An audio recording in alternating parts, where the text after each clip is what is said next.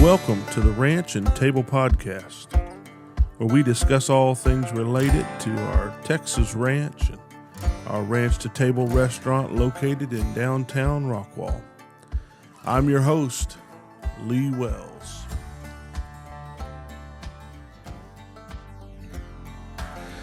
Welcome, everybody. I have been looking forward to my friend being here on this podcast with me since I started the podcast. And so one of my favorite restaurant owners, owner of Ernie's Pit BBQ, Greenville, Texas, Josh Thomas. And Josh, man, I'm glad you're here. Yes, sir. Thank you for having me. Yes, sir. It's great. Thanks for taking the time. And I know you're busy. This is a busy part of your week, but thank you. Yes, sir. All right. I'm excited about it. I was talking about it all last night. Yeah? Yeah. My family got tired of hearing about it. Well, I can understand that. Oh, yeah. My family might get tired of hearing about the podcast here at the house. It's so good to sit down and have this conversation. I've been eating at Ernie's my whole life, pretty much my whole life. And when I went off to college and did some things, went out, worked in Dallas, traveled some, and then when I came back, I met you at some point there, and man, it's been great ever since. It's just carried on a lot of the original, and then added some new things, and so I've just been impressed. Even before I had my own restaurant, I was impressed with how you handled that transition, and I just wanted to get in here and talk with you about it. Well, thank you. It wasn't easy transition. Right. I was scared to change things. Right. But I tell people everything that had a recipe, the recipe stayed the same. And I think that's smart. I think that's really smart. You take an old established business. When did they start? 1948. See, 48, that's a long time ago. Man, that's a long... It's unreal. That's a long time. People tell stories of the sawdust floors in downtown and all that now, even when there were kids going in and eating there. And I think that the genius thing that you did, and you might have called it, scared to change, but I think it was smart that you didn't change, because what was working since the 40s and 50s and got them all the way to the 2000s was obviously worth keeping. Yeah. Yeah. And not everybody would think of it that way. Right. When we took over the pitmaster at the time, Alan, when I started working in some changes, that one of the first talks we had was like, don't reinvent the wheel. Yeah. Like, that's what he said. Yeah, that's what he said to me. Yeah. Don't reinvent the wheel.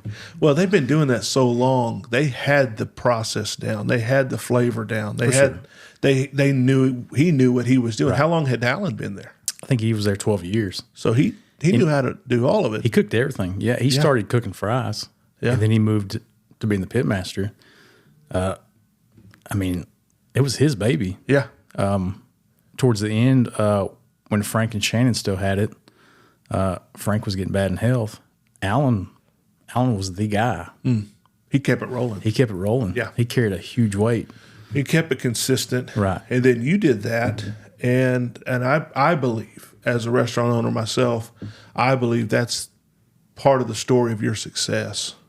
Had you come in and had, been the young guy, had a know-it-all attitude, right, you might not have been sitting where you are today. Absolutely. If it wasn't for that humility and just carrying that forward. We'd probably be done. Yeah. we got a lot of pushback anyway. Yeah. But well, you kept everything, like you said, everything with the recipe, you kept it.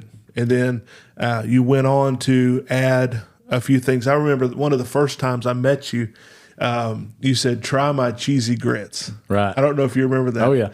And I'm like, I don't eat grits. I'm not a grit guy. And he's like, just try them.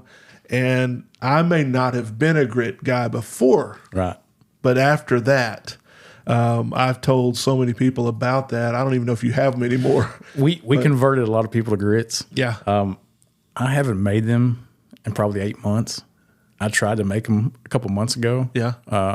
For catering, and I burned them. They were terrible. Yeah. So before we do them again, I'm going to have to play with them. Practice again. Yeah, I'm terrible at them now. They were so good. And, now you think about grits. Some people think about breakfast. But if someone were to listen to this and say, what is that? Think of like shrimp and grits. Right. Something like that. Like that savory, salty. It's a side dish. Man, they were heavy too. They're great. They were delicious. Yeah. I would be a fan. I'm trying not to eat carbs right now. Right. So I'm glad you don't have them, but I love them. They were good. I'm glad I don't have them either because I eat them constantly. You eat them. Yeah. Constantly. we found out about them a trip to Austin to eat Franklin barbecue. Mm-hmm. And there's a place right up from Franklin, Mickelwaite's Barbecue, and they had cheesy grits. And I think we got a pint of each side. We got it all to go because we had just had Franklin. But Mickelwaite's was a top 10 joint, so we wanted to try it. And then we went back to Georgetown, and I ate that whole pint of grits on the way back to Georgetown. Wow. And my wife, I don't even think she tried them. Yeah. I ate them all. Yeah. After we just ate Franklin. I was miserable. I bet. And then it's probably like rice. They just keep swelling. I know it. Talk about miserable. I was miserable. Well, I think that that was the first time I saw, and I think it was either that visit or the next visit, I gave you a 5-star review. And in that review, I remember saying there's something special about, or something to the effect, something special about holding to the original, but yet expanding it. I don't remember. I haven't gone back and read that review, but I think I said something to the effect, if not, I mean it, right. To hold on to that original recipe, but yet add your own flair and your own taste to it. And man, genius, just amazing. So you added cheesy grits. What else did you add right away that one of your first adds to the original? We added the Ernie bombs, the stuffed jalapenos. Yeah. That may have been the first thing we added. Can I ask you what's in that? It's a jalapeno cord. It's brisket and cream cheese, and that's it. What's in the cream cheese though? That's it. It's brisket and cream cheese. Brisket's in the cream cheese. I mix it. I mix it so when you mix it all together, it almost looks like tuna fish. It stays in there though. It doesn't get all over your smoker. But and you have to. I put it in the freezer. Okay. Because I don't want it tacky. I want it hard. Mm-hmm. So you can stuff that pepper, wrap it. If you get the heat too high, you can finish it with the high heat, but you can't start it with the high heat. Right. Because that cream cheese is going to go everywhere. Right. Well, you have a method to your madness on it. A lot of trial and error. Right. Yeah. Right. Yeah. Yeah, they're very good. And the rub that you use on that bacon is delicious. I could just give me a bowl of it right here. I can't take credit for that. I buy that. So. That's okay. Hey, it's good. For years, we bought pimento cheese. Mm-hmm. The pimento cheese that we put on our pimento burger and Southwest burger, and we had a special supplier, and it was delicious. And people say, "Do you make that here?" And I would say, "Why? Because why would I take the time to make it when they make it so well for me that I don't have to take the time?" Well, that supplier, we couldn't get it anymore. It's from a different state. Mm-hmm. Long story. So we had to start making our own. But I would rather have bought that from them because I don't know if it changes the amount of money I would make on it either way. Right. Just because of the time it takes to do it. So you don't have to make everything from scratch as long as you are approving that flavor. As your own. I think it's money wise. I don't know if you'd come out any better. Cheese is expensive either way you go. Oh, well, so is seasoning. Right. Same story. Right. I mean, people don't realize how much cheese costs. I don't know. Maybe my producer could tell me how many thousands of dollars we spend a month in cheese at our restaurant. I believe it. It's thousands. It's thousands. My producer, for those that are listening, is my daughter, Kayla. She's my oldest daughter, and she's one of my kitchen managers and takes care of a lot of the ordering and all that. And so she probably knows, but she's busy over there working the equipment. I don't want to distract her too much. So you start out with the Ernie bombs and then went to the grits. And when did the beloved Butterfinger ribs come about? The Butterfinger ribs, I may have stolen from somebody. Yeah. Unintentionally. That's okay. There's a guy named Jim Buchanan. I'm not the FBI. There's a guy named Jim Buchanan. He's pitmaster at Dozer's Barbecue down close to Houston. And I follow him on Instagram. Okay. And he was doing a Butterfinger brisket, right? And I was like, well, I don't know how much of Butterfinger you're going to get off that. Right. You know? So I was like, let's do it on ribs, you know? Right. Plus the saltiness of pork, throw the sweetness on there. So we started doing that. Then a few months later, I saw his Butterfinger ribs, and I was like, man, I hope we didn't do that before. I hope we didn't rip that from him. But well, hey, if there's people that have taken my entire menu, we found a company the other day that took just about my entire menu and almost down to the price and put it out as their own. And I have found we launched a loaded cheese fry years ago, and it wasn't very long. There was a couple people that, I mean, exactly the ingredients. So what is it?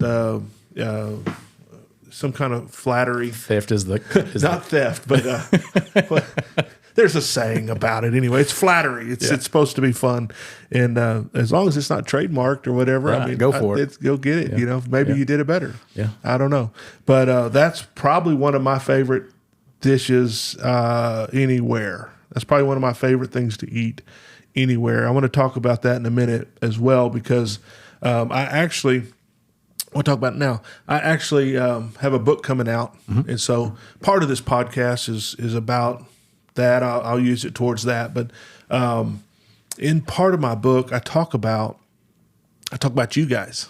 Nice. Now I don't call you by name. I didn't have permission to do that, and I may go back and edit it after this podcast if I get permission. But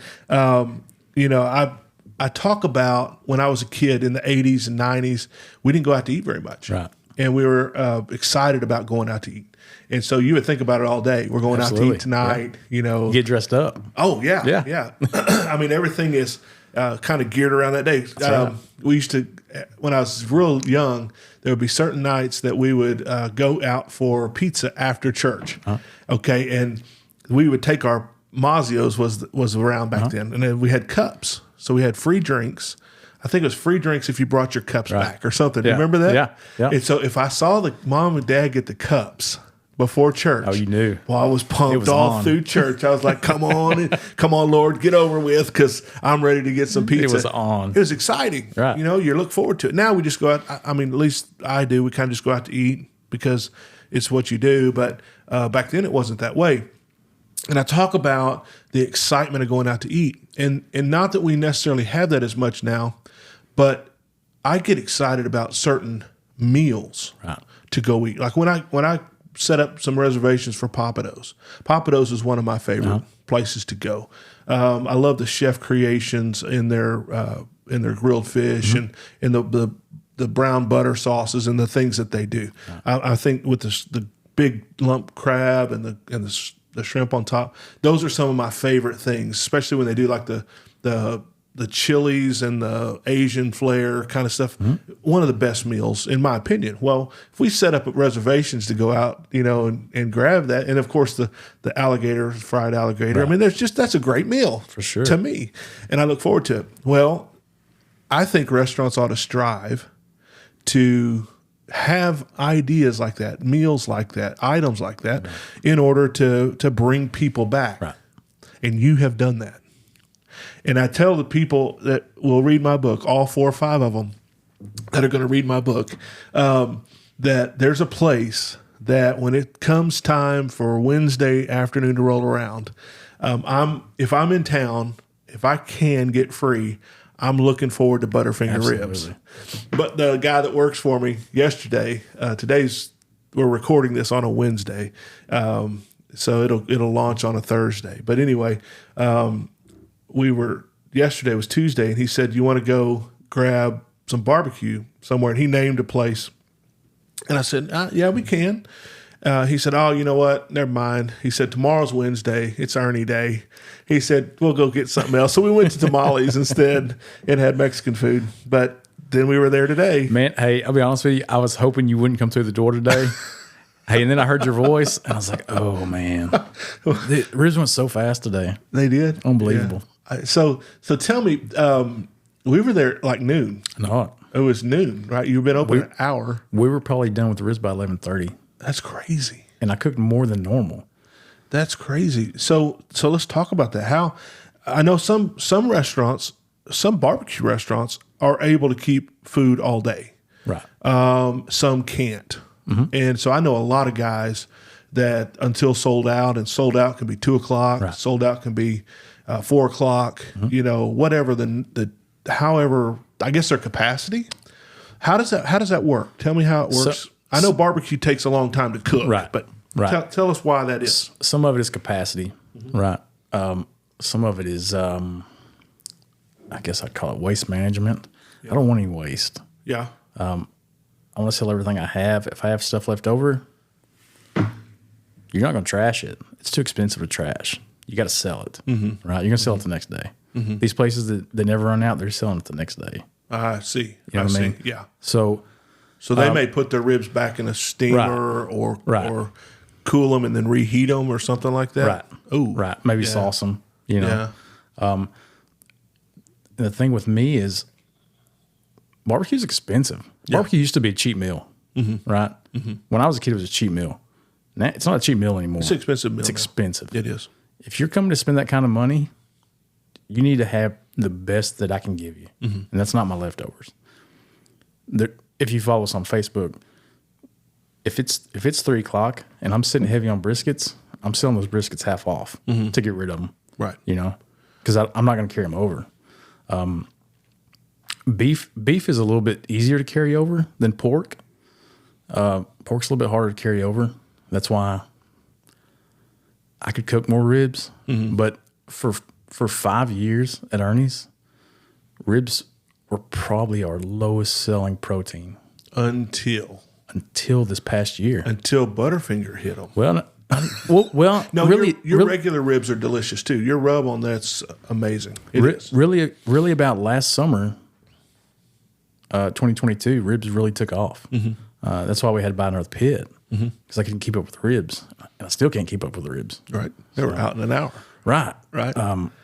Those are great problems, man. For sure. People say that's a good problem to have, and that phrase kind of gets on my nerves because there's still problems. Right. Even though they're great problems, Right. It's still a problem, right? Yeah. So, I can respect that. I can respect that you would rather sell out of something than carry over. Is that why people do like pulled pork and things like that a lot? Because they kind of carry over better. A lot of chopped beef stuff can carry chopped over. Beef carries over.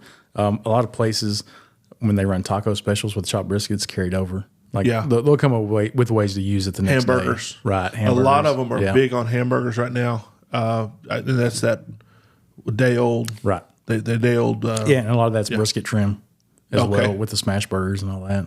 That a lot of barbecue places are going to. I want to get to where I can do burgers. Yeah. But right now I don't have the setup for it. I don't know. As I've been in there, I come in often. And you're always just hammered. I mean, you've always got the butcher block is going. You've got your toast making. You've got your fry guy. The girls they're running their legs off. And if you've got something going that's great, there's times where you add. I mean, there's times where you can do things like that. There's times where it's right to you add a product to a menu for sure. But I don't know that it's always necessary. People that want us to do different things. Man, you need to do tacos, or you need to do these because it would be great with your beef. Right. And I get that. But no, when we're busy, everybody wants to eat at the same time. If we could get more people eating at 2:00, 3:00, 4:00, no lie, that would be great, right? Yeah, for sure. I wouldn't sell out then. I'd just keep it going. You can keep going, right? But people eat lunch at the same time, roughly within a 2 or 3 hour window. Yep. They eat dinner within a 2 or 3 hour window, and so when you're busy, you're busy. Right. And when you're busy, you don't have time to do anything else. Like I have Grubhub breathing down my neck. We do DoorDash and we do Uber. And Grubhub wants in there so bad. They sent one of their top dogs flew in to Dallas. And he asked me 2 or 3 times on email, could I meet with you? As I fly into Dallas on these dates, can I meet with you? And I told him no. And the reason I told him no is I went to my kitchen. I said, hey, do we have room and time for one more tablet? And they said, get out of here. They said, don't even come back with that kind of silly question. Yeah. They have to pause DoorDash now when we're busy because everybody eats at the same time. I know it. So I don't know, I don't know that we need to add anything to our menu or you need to add anything because you're killing it right now. And if you got something else in there, my fear is it may cause me not to be doing as well. Like people want us to do onion rings. Right. They're just, or sweet potato fries. Yep. Oh my gosh. Sweet potato fries. Shut up. Right. And it seems simple. They're like, well, just drop sweet potato fries instead of those. Yeah. They don't understand For sure. how many fries we do. And you are in the same boat. They just don't understand that you've got somebody standing there at a fryer the entire time you're running, just trying to keep up. Right. We're small. We have one fryer. The back area where we're making orders back there behind the counter. This is not a knock on Ernie's before, but Ernie's was never set up to do what we're doing right now. Hey, I feel and we're that. struggling. I feel that. We're struggling to keep up. Yeah. And people want us to do onion rings. They want us to do fried okra. Well, we have one fryer. Right. We don't have very many gluten-free items. Right. Because you've got one fryer. Right. Well, I mean, in general, our potato salad's gluten-free and our French fries are gluten-free. And your beef. And the meat. The meat, yeah. But like, I want to keep that option for people. I don't want to junk up our fryer. Right. Just Same with us. That's all we do in it is just fries in it. Same with us. Yeah. We don't do anything. We do flash fried sprouts now, but they don't have a batter. We do a stacked enchilada, and so we dip those corn tortillas, quickly to get them pliable. But everything that we do is going to be gluten free in that fryer because it's the same boat that you're in, and we respect that as well. So I think the challenge that people looking from the outside in don't always understand the reasonings behind why restaurants have to do what they have to do. Right. But you and I are doing the same thing. We're busy doing everything we can do just to keep the line running during those times we're busy, and that's all we can really do. And as long as we're doing the best we can, and the products are good, and the line stays, you don't have to improve. You don't have to reinvent the wheel. Right, it's rolling. We do have to add more seating, though. You called me out on that at a local restaurant one day, but I've been looking at seating. We're going to add more seating. Yeah. Well, remember what I said? Yep. You remember my suggestion was those tables are too big. For sure. I went out there and measured them that day. Yeah. When I got back. Yeah. I measured them. They're huge. I measured the dining room and then measured the tables. Yeah. And then I started getting them, looking for tables. So I've got they take up way too much space. They do. And the way that base is underneath, you can't get under them. And so that's what I did is I got rid of the commercial tables that you buy through catalog, through suppliers. And I had a guy custom build my tables. And the reason I did that is because my space is short, right? It's a whole lot cheaper to fit smaller tables in the space I have than to try to go somewhere else, right? Or I don't want to do that. And so I actually had him make them smaller than a standard table is made.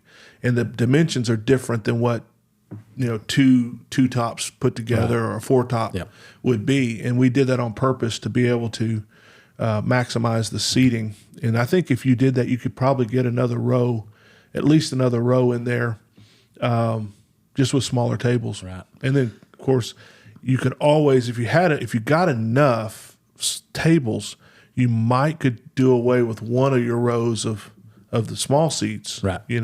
What are they? Schools? The school desk. School desk. Right. Yeah. And that would give you another room for maybe a 4th row in there, an additional. I thought about taking one row out of the school desks, and I know I'll catch backlash for that. Well, but just lining up 2 tops against that wall. Yeah. It's the same thing as a school desk. As a bigger guy myself, I could sit in those desks. I mean, I can get in there; they're fine. I don't like to. Right. I thought I was going to have to today. And then somebody got up and I went over there and jumped on that table. Got it.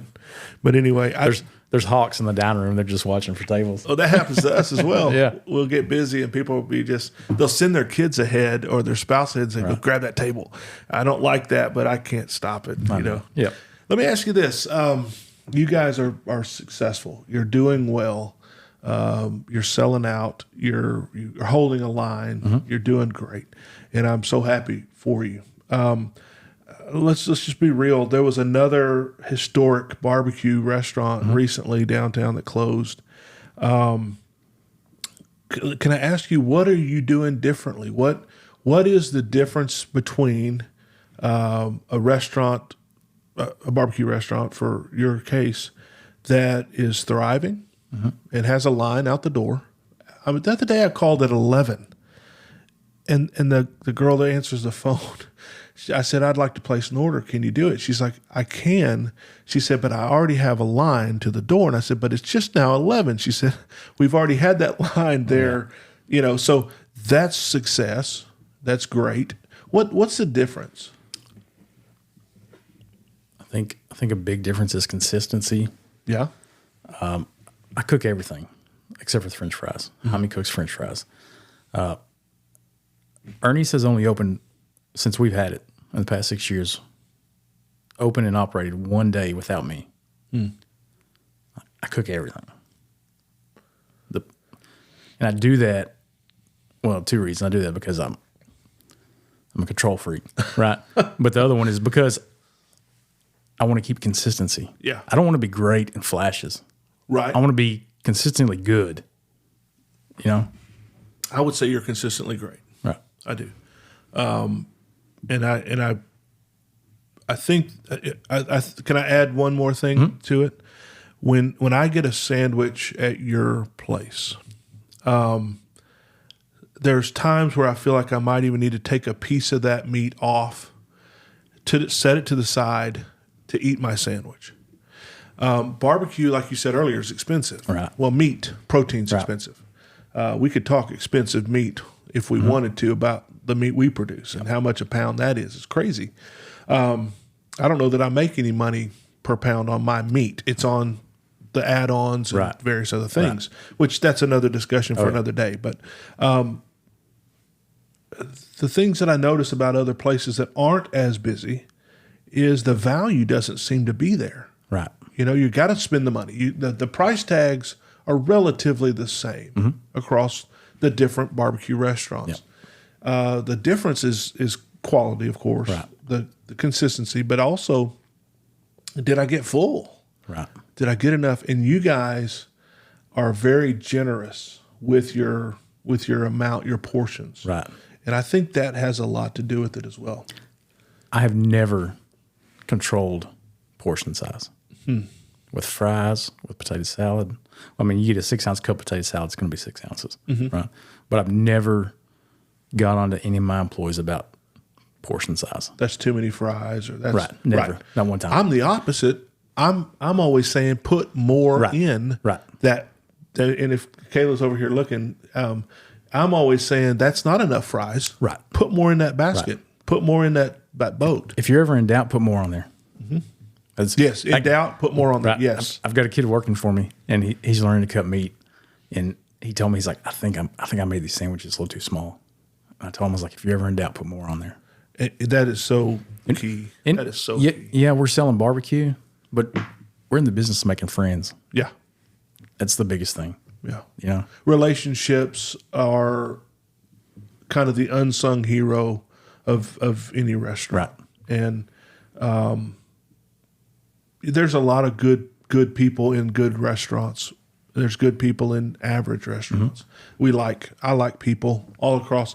I could take you to different restaurants. You could take me to different restaurants. Say, man, this guy right here, this manager here, these people are good people. Yeah.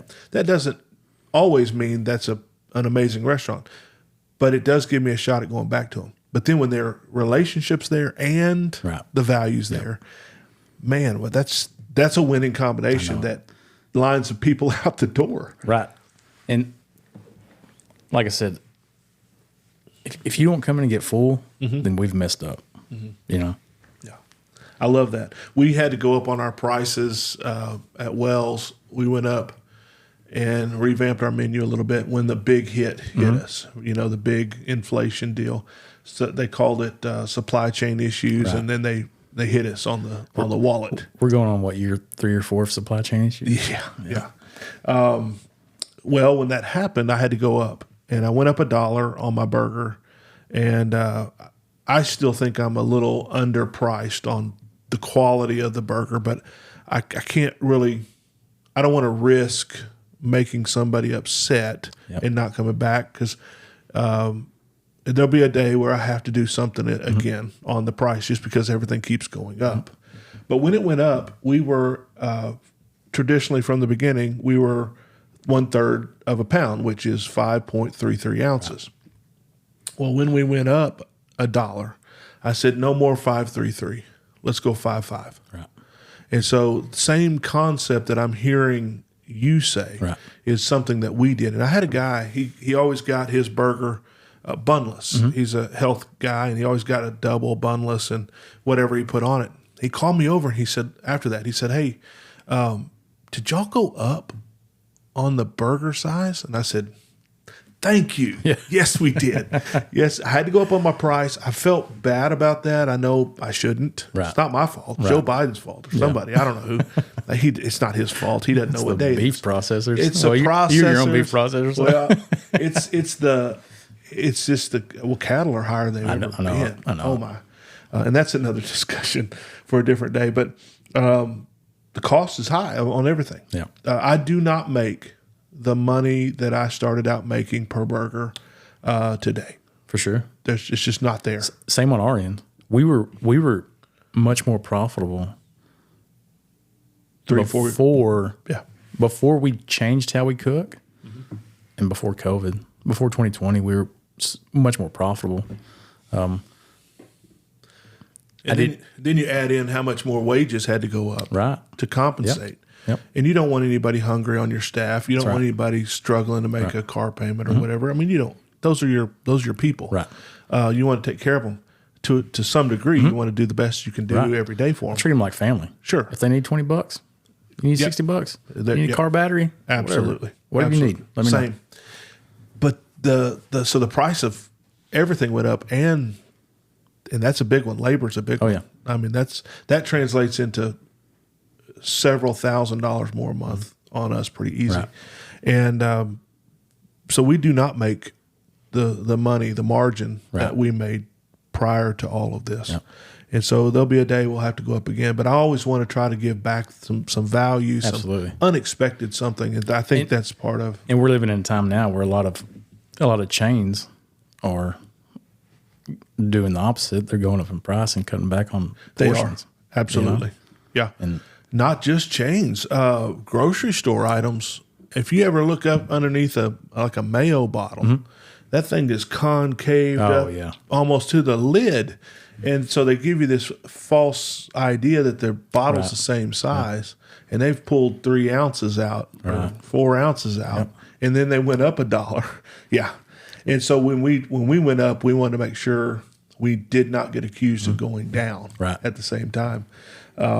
They're saying we could talk hours about shop, but I think that those are pertinent points as to what makes a restaurant value and what makes someone say, it was good, but I may not go back real soon. Right. And we don't ever want anybody to say that. We want them to. We want to be. When can I get back there? Funny story. When we bought Ernie's, they had a 4-inch bun, tiny bun, right? Tiny sandwiches, like mini sandwiches. I would get yelled at for putting too much meat on the bun. Really? Right. Yeah. Like they couldn't eat it. Yeah. Yeah. So like that, now that's why we have different size sandwiches. We have 3 different sizes. We have Harold, which was a previous co-owner of Ernie's, and then regular, then a double. And tell us the story. I asked you about Harold the other day. Harold, yeah. So Harold, he was Ernie's right hand man. He was co-owner for a long time, and I guess it was a running joke. They called it a Harold sandwich because when he was on the block, he was definitely aware of portions. Yeah, he would cut it back. He was about the bottom line, And so yeah, everybody if they wanted a small sandwich, they'd ask for a Harold. So you said. So we're gonna put on the menu Harold. Yeah. You said when some people come in and see Harold on the block, they turn around and leave. So we're gonna get enough to get full. Right. So you're like your senior sandwich or your little sandwich is the Harold. That's great. Yeah. And Harold's an awesome guy. He's super quiet. I only met him a few times. Super nice guy. He passed away last year, but super nice guy. It's kind of a tribute for sure to keep his name on the menu. For sure. Like Ernie's name's on the menu. Sure. So, we had to put Harold's name on the menu, because he was 1A and 1B with Ernie. Right. And just in the past few months, the longtime pitmaster, James Johnson, he started with Ernie's in 62, I think, or 64. And he was the pitmaster up until probably 2006, maybe a little bit later than that. But his name wasn't on the menu, so we put his name on the menu as a James tray, which is kind of like a sampler platter. Mm-hmm. Just to pay respect to him. Yeah, tribute back to the guys that got you to where you are today. I think that's honorable. I think you see that in people supporting you when that happens. It comes back to when you show honor. It comes back to you. For sure. I think you're doing it right, man. For sure. You're doing it right. I want to honor those people. I wouldn't have a restaurant to run if it wasn't for those guys. Right. Right. Absolutely.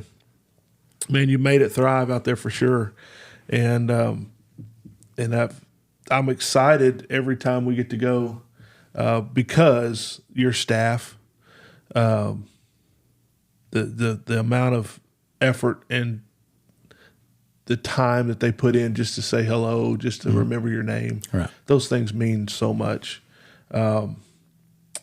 Man, tell me about the downside of owning a restaurant. Tell me about some of the reviews perhaps that have flowed in, and let's talk about that for a second. It's not all lines and happy people. No, is it? No. Somebody said one time, if you want to have a bad day, read your reviews. Mm-hmm. So I try to never read reviews. Sometimes I get sucked into it and I read them, but I read reviews every day. Do you? Every single one I read. Yeah. Yeah. You'll get an email or something saying you got a new review or whatever. Yeah. I try not to check them out, but some days I check them out. If it's bad, I try to respond, as quick as possible. I guess that's the only reason I really look at them is to see if they're bad or not. Yeah. But some people are mad when they come in, and you're not going to make them happy regardless. Mm-hmm. Sometimes we really do mess up. Mm-hmm. It happens. We're human. Yeah. But very seldom have I gotten a review saying the food was bad. We have off days like everybody. Sure. And I'm the one that knows that we have an off day before anybody else. Mm-hmm. I know when I'm checking briskets in the morning if we're going to have an off day or not. Mm. I know if something's not just right. I know that the ribs are smaller right now. Yeah. And I don't know why. Yeah. Because I'm ordering a bigger rib, and pork's high right now. Mm-hmm. But we're getting bony ribs. Yeah. There's times where you know that life is going to be hard that day. I tell you, when we have festivals downtown and I know we're going to get slammed door to door all day long, mm-hmm. I know my kitchen's going to get tired.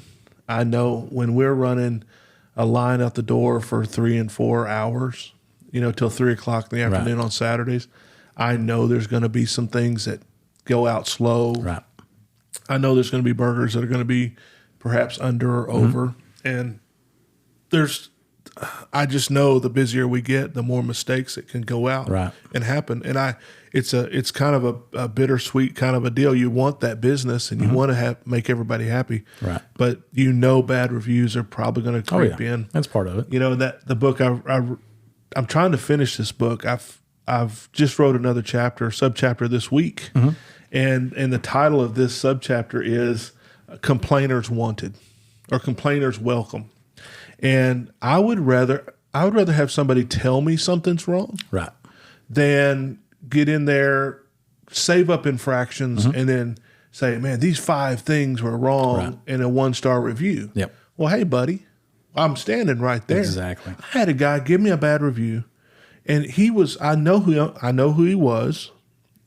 I talked to him, and in the reply I said, "Hey man, why didn't you just let me know I was standing? I came by your table and talked to you." Yep. And they won't do it. I would rather have somebody complain. Where did we get the idea? This is what part of the chapter.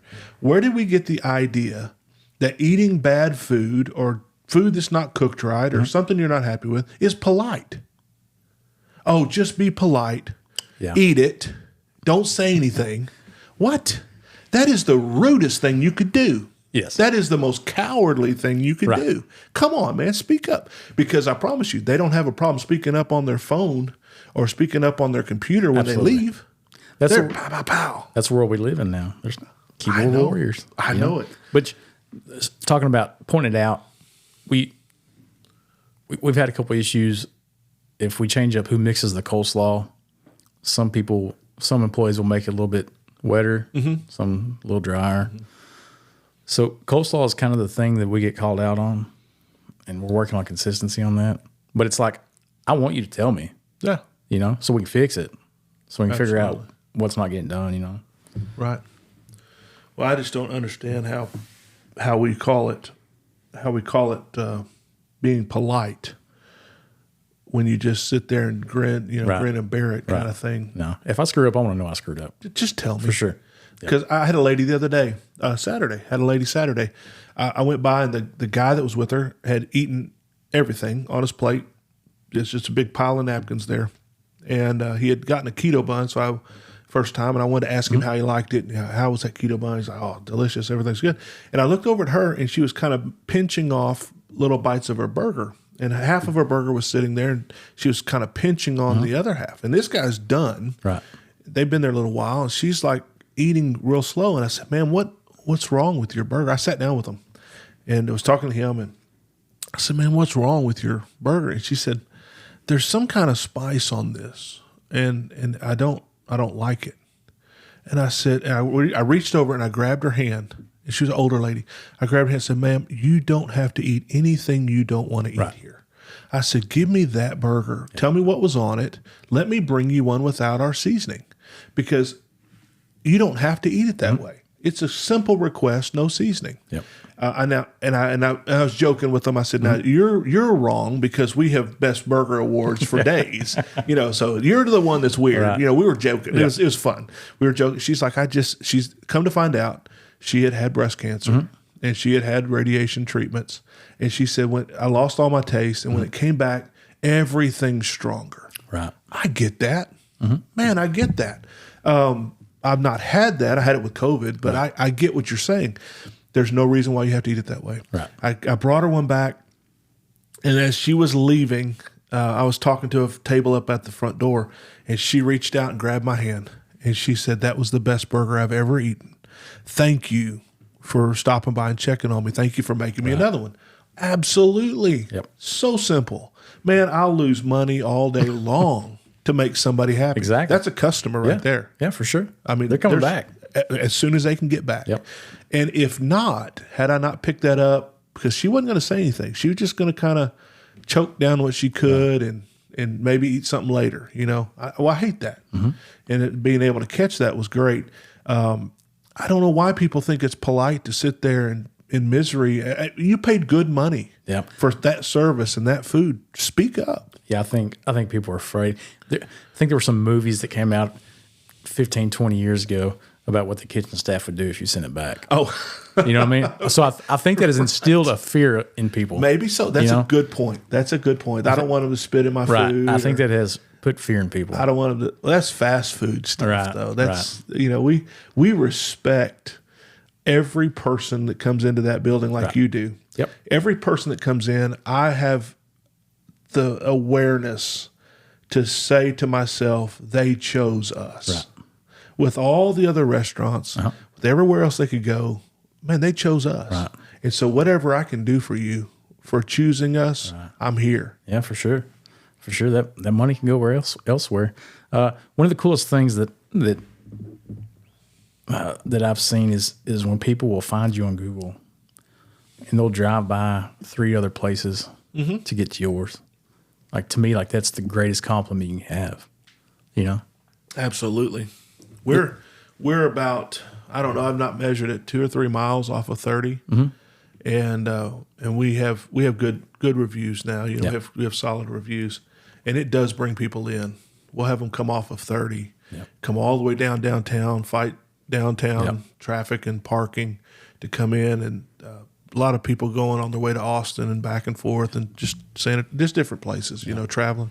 And it's I love it when they tell me that too. Yeah, like we drove off the interstate to come over here and see you. You know. Oh yeah. Man, that's the greatest compliment. Yeah, the pressure's on then. Absolutely. Right? You have to deliver. When people come in and they say, man, I read your reviews, I'm like, oh, here we go. Yeah. Here we go. You got those commercial grade pickles. Yeah. Those pickles, they're going to haunt us forever, aren't they? I had a guy come in one time, he brought me a big basket, a care package, like a bouquet of pickles. It was all things pickles. It had a singing pickle. It had pickle pins. I mean, it was everything pickle.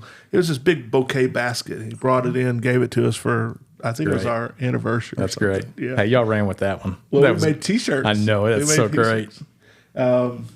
Our producer might be wearing one right now. in the post, I may throw a picture of the singing pickle up on it, or a pickle shirt. I love that. We went through 2 different rounds, at least 2 rounds, 2 orders of pickle shirts. I need to get some more.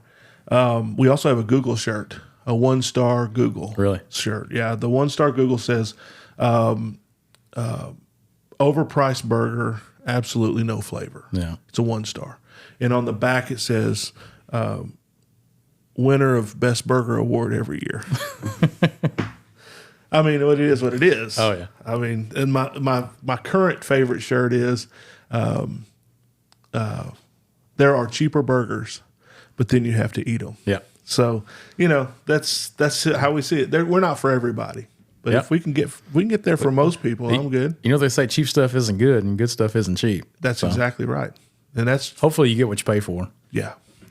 And that's what we do. That's you and I. We have to make sure, the value is there and they're getting what they're paying for. I feel like we're already playing from behind anyway, so we have to do whatever we can to get out there in front. You know? And service is what sets us apart. You're saying behind, but the chains and big advertisers. Yep. Yeah. We don't have the money to pump out there an advertisement, so if we get you in the door, like, we have to overdo it. Yeah. Yeah. Absolutely. Same. Yep. Service, same, man. Yep. And I think those are the reasons, coming back full circle, that we're running successful businesses. It's on purpose. It's not that we're better than anybody else. It's just that we try harder to do better than everybody else on purpose. That's a thing that we do. I want to be better than everybody else out there. I have to be better. Right. Yeah. You were talking about there's no such thing as competition. Mm-hmm. The only competition is within yourself to make things better. You know, absolutely. Effort. It doesn't matter what it is in life. Effort will set you apart. Yeah. You know, no matter what it is. We need to tell Dak that on the Cowboys. Yeah. We need some. I shouldn't have brought it up. What a sore subject this week. But you just brought it down the room. I did. I just brought down the whole podcast. All right, we're done. See y'all later. No, effort is the thing that cost us nothing. Right. But is the greatest reward that's out there. I talked about competition on another podcast the other day. And to me, since you brought it up, to me, competition is internal. And when I start looking down the road at other people, it takes the focus off me. It kind of takes the sting off of me, and I can blame somebody else. But it's misplaced blame. Yep. The reason that guy's doing well, or the reason that guy's got a line, or the reason that he's doing things successfully, is because he's doing things successfully. Right. And maybe I'm not. And so, I've had a lot of people say negative things about us. You know, they say all kinds of stuff. You know, people, jealousy's ugly. And all I say to them is, man, anybody can do what we do. Yeah. Just get out there and do it. There's no secrets. Not really. No. There's no secrets. The only it's secret effort. I have is my meat. Yeah. And it's not a secret. It's just nobody else can do Right. it. People can't always do that. But, I mean, you have secrets of some of the way you do things is pretty, pretty delicious. I share all my secrets. If anybody asks, I'll tell you. Like, because somebody told me probably. Right. You know what I mean? Right. So, I love that attitude. Yep. I love that because you're doing well. and I think that's why barbecue is where it's at today. Why it's such a huge, genre of food is because people will share things. People talk about it. 40 years ago, if you had a secret or if you did something a certain way, you kept it to yourself because you thought you were hiding it from your competition. Mm-hmm. I think nowadays everybody just shares everything. Plus with social media, it's all out there anyway. You bring that up, and there's like masterclass with Franklin, Yep. and stuff like that, and I think that's true. Mm-hmm. That's true. I mean, I'm writing a book to try to tell everybody our secrets. Yep. Not our secrets, but our methods, Right. and try to help people understand what it is that we're doing to get us to where we are at least. Yep. And so I hadn't even thought of it that way. Yep. But you're right. Yeah, one of the greatest things I was ever taught, and we had Ernie's for a year or two, and I cooked briskets younger before I worked in beverage sales, but I never learned this, but I was taught this a few years ago how to check a brisket. Like it should feel like a water balloon, Huh. and my brisket has become more consistent. Because I check it by hand. I don't go by a temperature or anything. I check it by hand. Yeah. Yeah. So I don't know. Well, I guess it's the same kind of deal as cooking a steak. yeah. And my dad was he had a restaurant years ago, a steak restaurant, and he never did a temperature probe. He could tell just by pushing that. I know it. Pushing that Yep. meat, how it was, medium or Yep. medium rare or well, whatever. Yep. And I guess that's same with that. Man. The only thing I probe is turkey. Just because. Well, you don't want that to I be know. on there. Yeah, you don't. Yeah, you don't want some Turkey, bad turkey up there. turkey and That's chicken, the only thing I know. probe. You don't want those to be. And on there. I seldom cook chicken, so I don't probe chicken. So Yeah, man, your turkey's amazing too. You were sold out of that at lunch, weren't you? No, we you went were. pretty fast. We had an order call in this morning for 30 people all of a sudden, and it was a friend of mine. So I was like, I'm gonna go ahead and come off of it for you. So Yeah. Well, I'm glad for you. I'm really happy for your success, and I'm glad that you took the time to come in and chat with me because I think more people need to hear that success is not a secret. Success is not something that only a few get. Mm-hmm. It's out there and open for anybody that'll work for it and do some things well, do some things right. And your philosophies are right on target as far as I'm concerned, in my opinion. And of course, the line says that too. Yep. It's kind of. I don't know if it's. Sometimes it's not embarrassing, but it's weird to look up and have a line out the door, like that many people want to come in. Yeah, and eat. It's humbling. Yeah, for sure. It's humbling. Yeah, I get it. Yeah. When I first opened and we called it the Wells Burger because it's Wells Cattle Company. I didn't even think about it being my name. Right. And one day it hit me. All these people are ordering and they're calling my name as they order. Yeah. And there's a line of them out the door. I know it. And it is a humbling experience. There's no pride involved in that. Right. I mean, it's, you're thankful and you're grateful, but there's not, it's not like a puffed up pride. It's almost the opposite of that. Right. It's like, man, that's cool. Yeah. We did this somehow. Yeah. So touching on that a little bit, when the guy stole our briskets a couple months ago. Yes. So we opened that Sunday to try to make up for what we lost. Yes. And you did. And we did. It was the best day that we've ever had at Ernie's in our time there. Yeah. But the girl that works the front counter, Abigail, she was almost crying. She was like, I can't believe that. That people turned out like that. Yeah. She's like, I can't. Let me fill our listeners in because they may not be from here. No, you had a guy come grab briskets. How many? He got 14. He got 14 briskets off of the smoker in a cooler, in coolers, and hauled them off.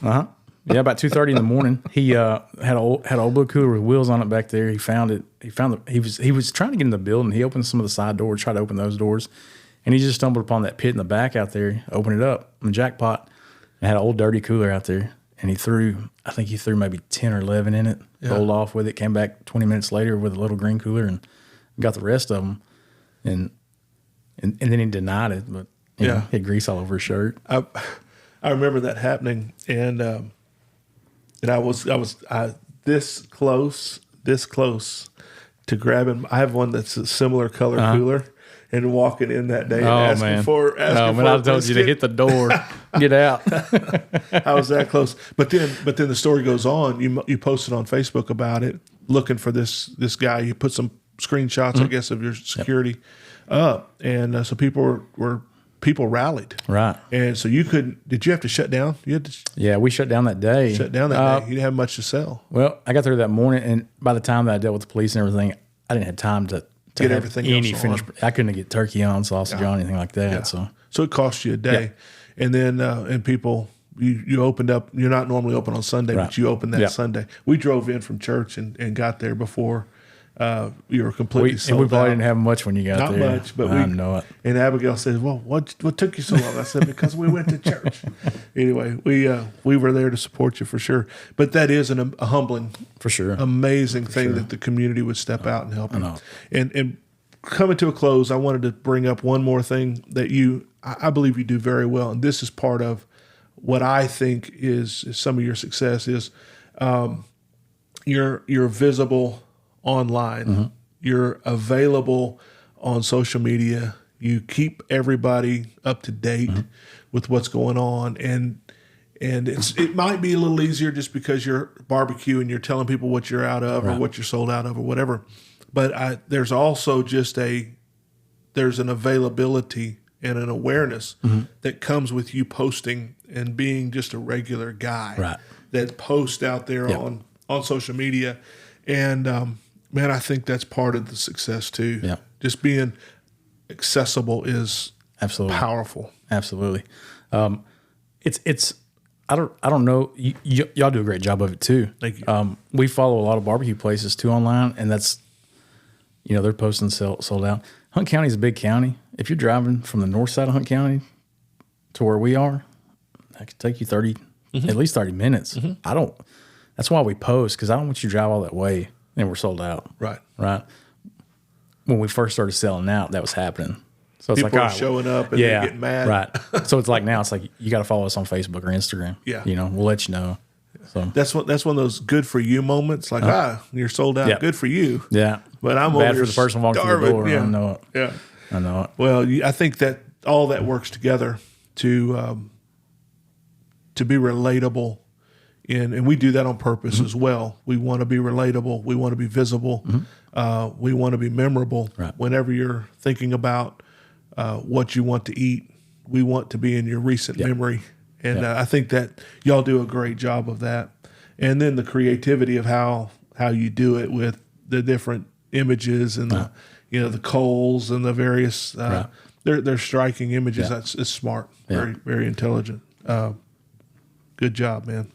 I want people to get kind of a glimpse of what we do that people don't get to see, like the prep work and maintaining a fire and Well, in the different kinds of catering events that you do, for sure, stuff like that. Yeah, we do a lot of catering.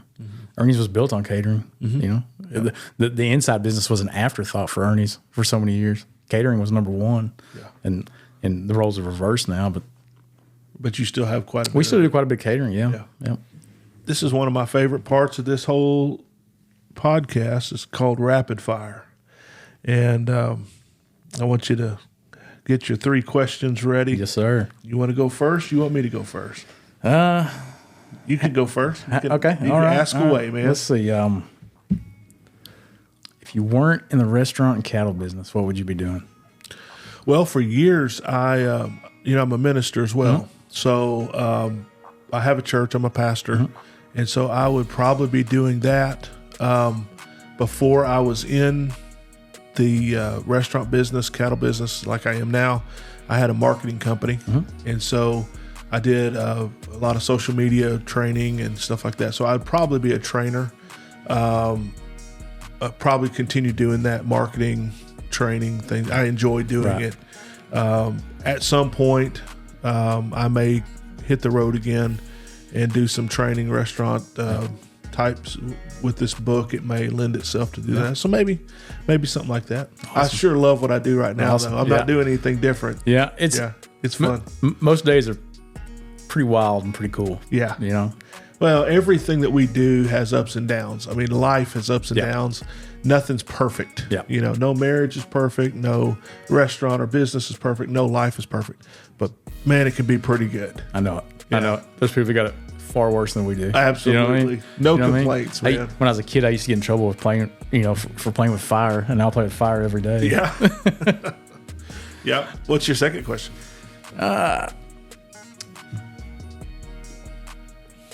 Any expansion into Hunt County with Wells Burger Company? Ooh, I get that one a lot. Expansion into Hunt County.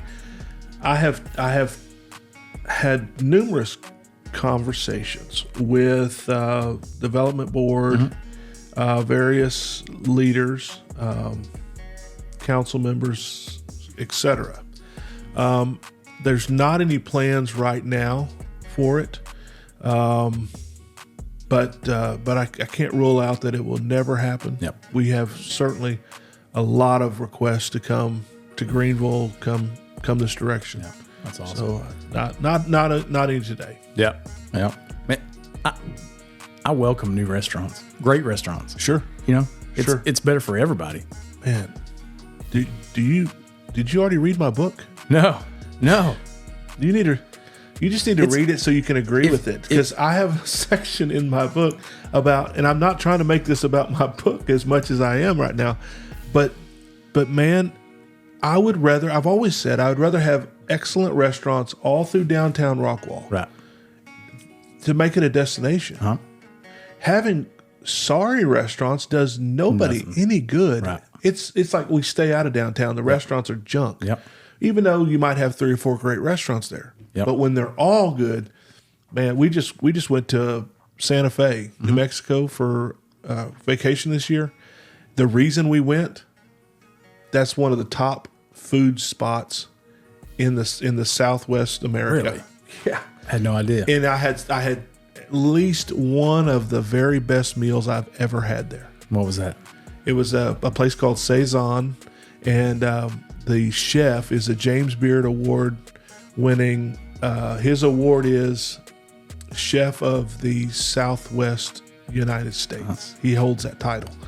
And everything they did was top notch, above and beyond what you would ever expect. The ticket, the bill came in a little treasure box with a card on top thanking us for coming. Yeah. I mean, just the left touches. no stone unturned. No, it was amazing. And the food, well, we don't have time tonight to go into it, but it was worth. I'll tell you how good it was. I would jump on a Southwest flight and I would fly back out there, eat there again, and fly home. That's awesome. That's how good it was. That's great. And that's something to be said about the whole downtown, right. The whole area is top notch. Yeah, that's awesome. You got one more for me? Yeah, you ready for it? I don't know. This is a fun one. I ripped this one from a podcast a few years ago. You get one last meal. You got your entree, dessert.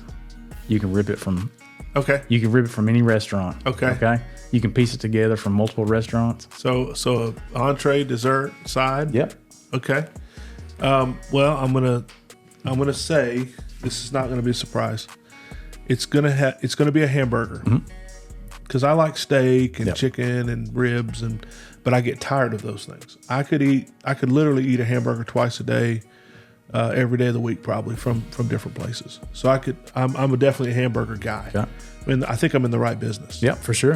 So I love hamburgers and I love French fries. French fries for the side. Dessert would be from probably be if it's not my sheet cake from the restaurant or peach cobbler. It would probably be Zanata's Bananas Foster. It's rad. Probably Had Zanata's. Zanata's. Have you been there? Yes. Yep. So next time you go, you got to get Bananas Foster. Okay. They light the sucker on fire. Really? It's heaven in your mouth. That's awesome. Yeah, it's worth getting on a Southwest Yeah. flight and flying to Rockwall and eating. Yeah, it's great. Great. It's great. All right, you ready? Yes, sir. Okay, so this is an easy one. We'll start out easy. Yep. What's if you're building your burger? What's your toppings? What's your favorite toppings? How do you build it? Man, I'm pretty basic. I knew this was coming. I'm pretty basic. Meat, bread, cheese. No. Okay. No. All I'm not 12. Okay. Okay. No. Just give me mayo on the top bun. Okay. Mustard on the bottom bun. Pickles, chopped onions, not sliced onions. I like chopped. Chopped. Okay. Yeah. I like shredded lettuce. I don't like leafy lettuce. Okay. All right. Tomatoes. Give me some grilled jalapenos and bacon. Cheese. Cheese. Oh, of course, cheese. Which cheese? American. American cheese. All right. Yeah. I'm pretty basic. That's easy. I like it. I can make that for you. All right. The next second question. Okay. What fictional character would you like to be friends with? Oh man, that's a tough one. That is a tough one. Could be in a movie. Could be a superhero. Fictional character. Man, I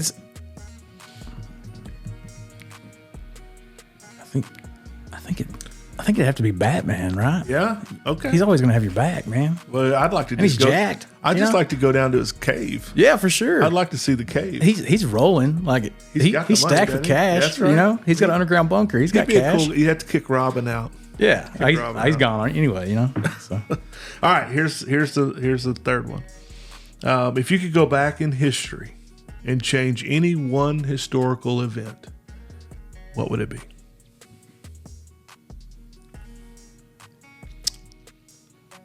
This is going to be contradict a lot of what we just said, but I would not invent the internet.